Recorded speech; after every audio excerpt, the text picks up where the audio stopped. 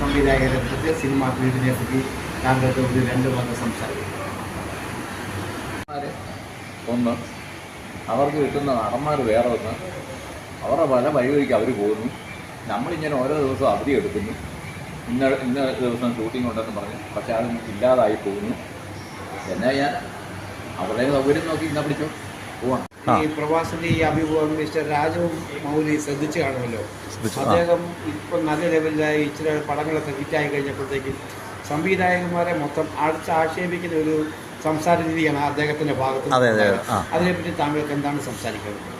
കുറിച്ച് പറയുകയാണെന്നുണ്ടെങ്കിൽ അതിനെക്കുറിച്ച് പറയുകയാണെങ്കിൽ ഈ അല്പന അർത്ഥം കിട്ടിയാൽ അർത്ഥനാത്രിക്കും കുട പിടിക്കും എന്നാണല്ലോ ചൊല്ല്. അതുകൊണ്ട് അതെനിക്ക് അതൊക്കെ പറയാനുള്ളൂ. ഇത് വലിയ സൂപ്പർ സ്റ്റാർ ആയിരിക്കാം, പ്രഭാസ് വലിയ സൂപ്പർ സ്റ്റാർ ആയിരിക്കാം, പക്ഷേ പറഞ്ഞിട്ട് കാര്യമില്ല. ഇതാ കുഴപ്പം.